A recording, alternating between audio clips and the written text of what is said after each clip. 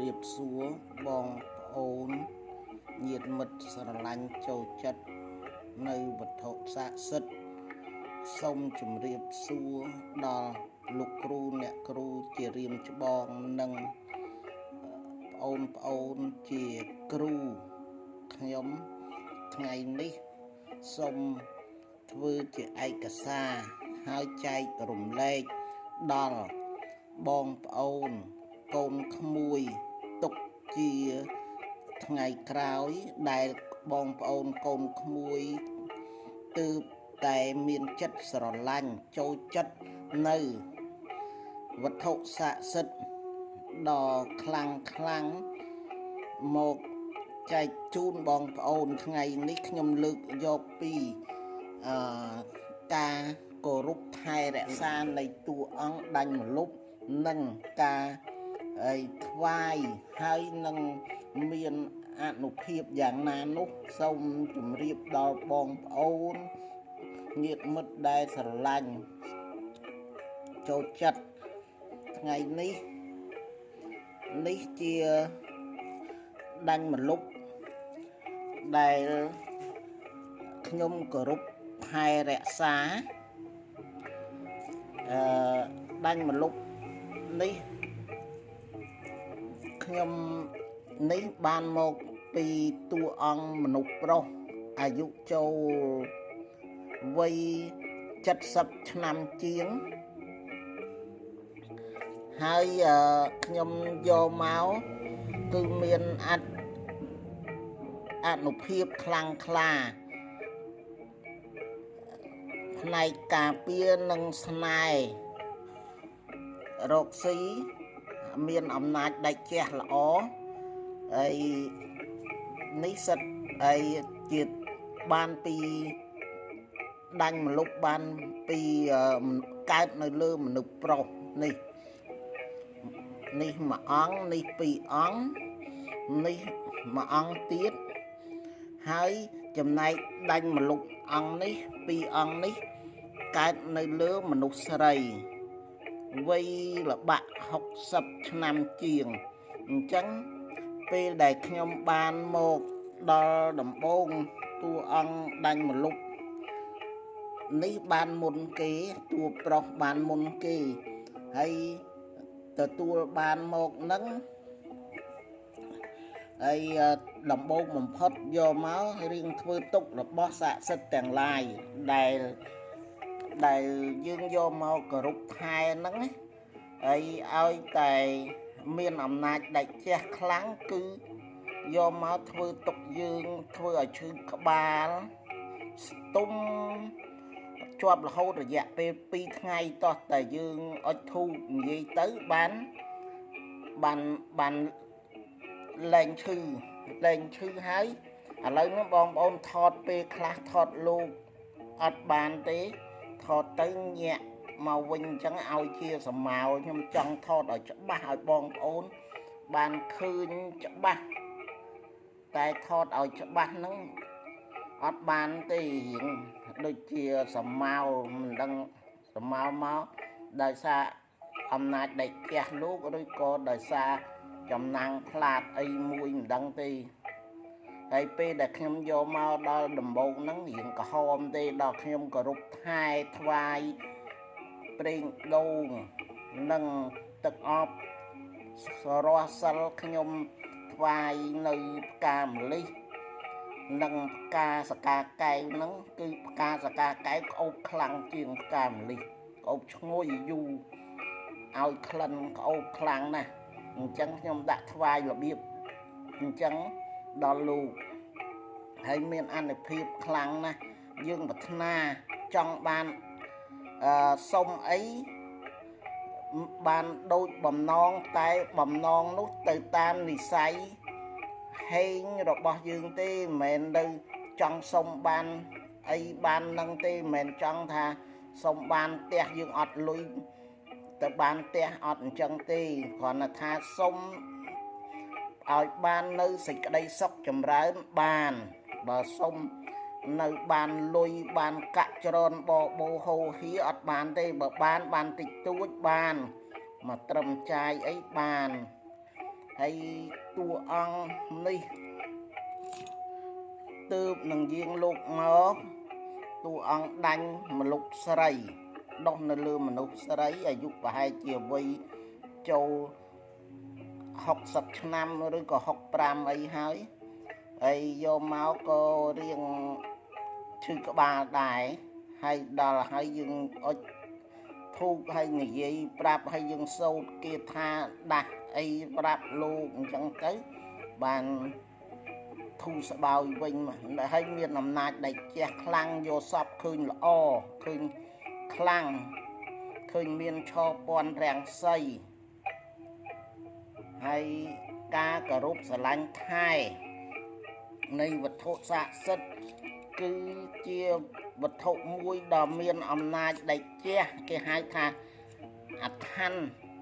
នៃធម្មជាតិអដ្ឋាននៃធម្មជាតិគឺអដ្ឋានដែលมันអាចមិនមែនយើងបង្កើតឡើងមកបានទេគឺអដ្ឋានធម្មជាតិគឺធម្មជាតិអ្នកធ្វើឲ្យមានកើតហើយដាញ់មនុស្សនេះមិនមែនចេះតែបានគោរពមកថែរក្សាទេមានលុយទិញទៅរកទិញក៏មិនបានផងហើយអ្នកខ្លះមានកើតដាញ់នៅលើខ្លួនបែរទៅជាខ្មាស់អៀនអត់ហ៊ាននិយាយអត់ហ៊ានប្រាប់ថាខ្លួនហ្នឹងមានដាញ់អីអញ្ចឹងអត់ហ៊ានប្រាប់ទេខ្មាស់ទេតែងតែលាក់អាត់កំបាំងអ្នកខ្លះរហូតដល់កាត់ហើយយកទៅបោះចោលក្នុងបគុណទៀតអញ្ចឹងហើយបើសិនជាមានអ្នកគ្រូឬក៏មានអ្នកធ្លាប់គោរពប្រើគេដឹងគេសុំយកមកគោរពថែគឺបានល្អណាស់ហើយរបស់ដែលមានអំណាចដៃជះគឺមិនមែនបានមកដោយទៅលំបាកទៅលួចគេអីអត់ទេគឺបានមកដោយធម៌បានប្រកែបានមកដោយធម៌បើសិនតែជីវក៏ជីវក្នុងតម្លៃធូរដែរដល់ពេលយើងអ្នកខ្លះអត់មាននិស័យក៏ជីវមិនបានទេចង់តម្លៃប៉ុណ្ណាក៏មិនអាចជីវបានដែរអញ្ចឹងហើយបើបងប្អូនកូនក្មួយចំនួនក្រោយបានដឹងបានឮអាចរក្សាទុកគឺរក្សាទុកកុំជឿគេថាអញ្ចេះអញ្ចោះអីគឺកូនក្មួយរក្សាទុកទៅមិនខុសទេតួអង្គដាញ់នេះកូនក្មួយបងប្អូនទៅណាមកណាយកទៅតាមខ្លួនគឺការពារបានសពគ្រប់បែបយ៉ាងអំណាចដៃជះក៏បានហើយនឹងការពារនៅគ្រោះថ្នាក់ចរាចរណ៍ក៏បានជាពិសេសឥឡូវនេះគ្រោះថ្នាក់តាមដងផ្លូវច្រើនដោយសារហើយញៀនដួងព្រលឹងដែលគាត់គ្រោះថ្នាក់នោះអ្នកខ្លះទៅមានបងប្អូនចេះអាចារ្យចេះអីទៅក៏ធ្វើកិច្ចសូត្រមន្តអាគមខាបហាវព្រលឹងយកទៅ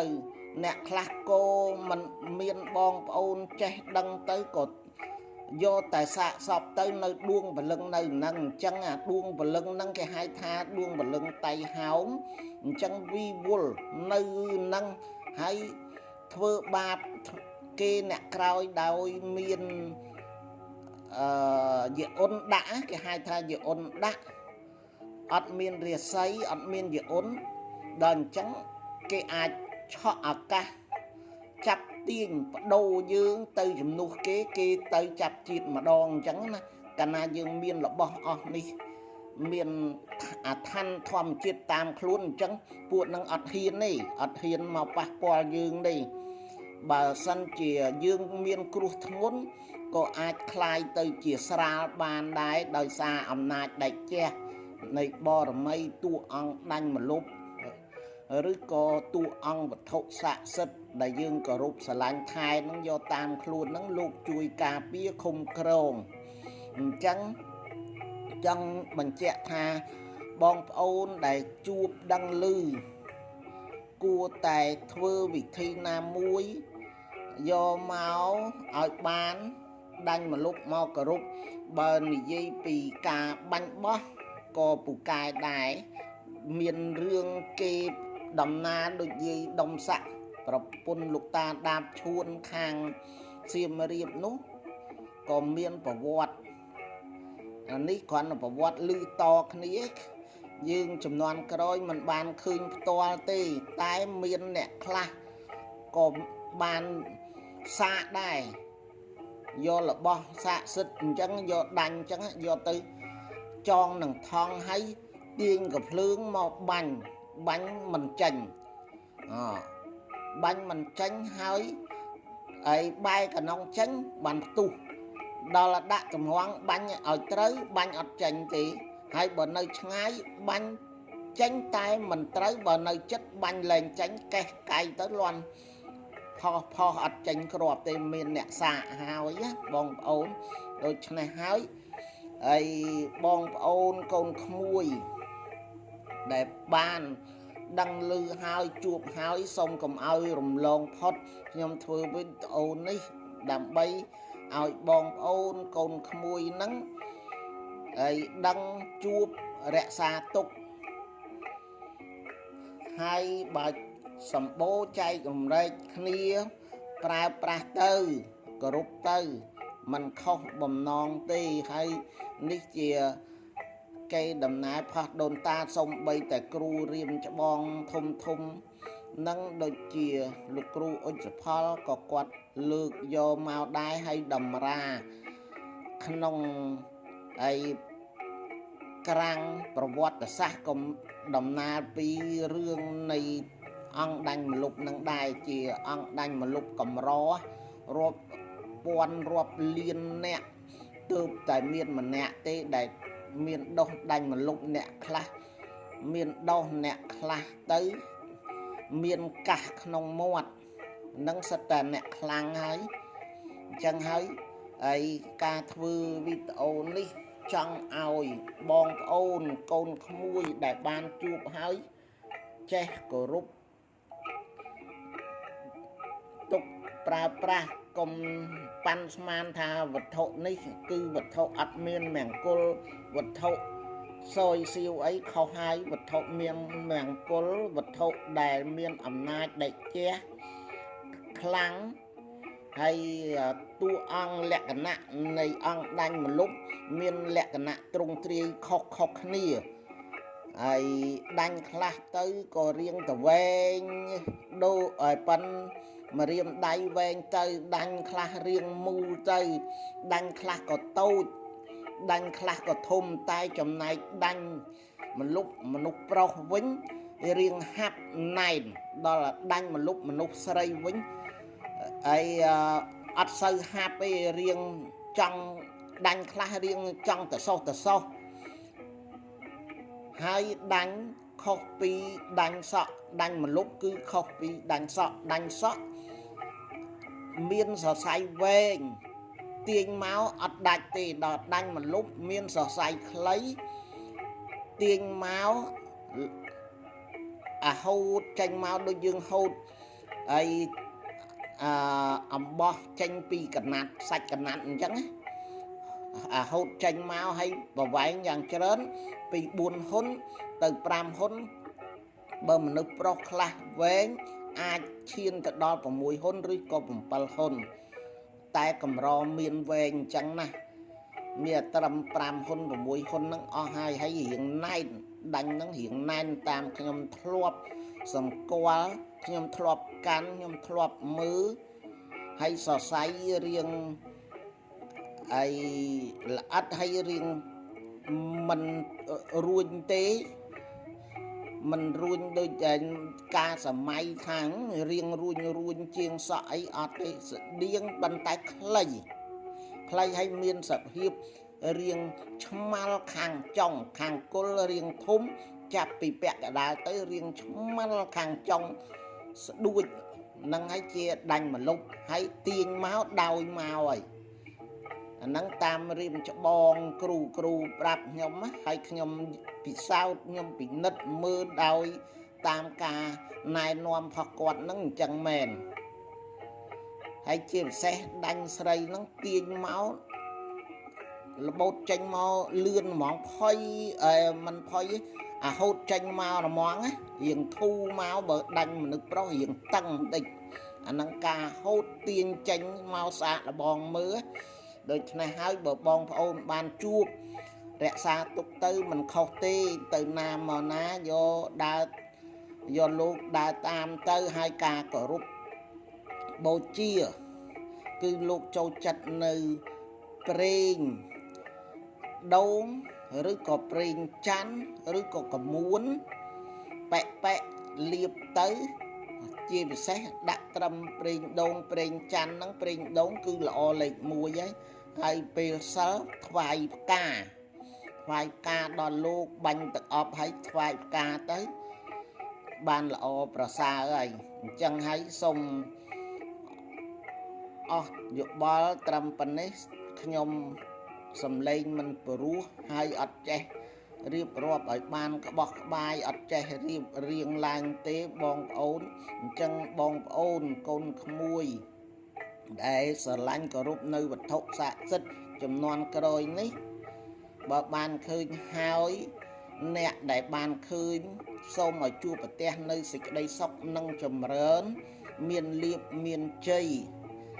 ហើយអ្នកដែលបានគោរពសូមឲ្យវត្ថុស័ក្តិសិទ្ធិទាំងនោះ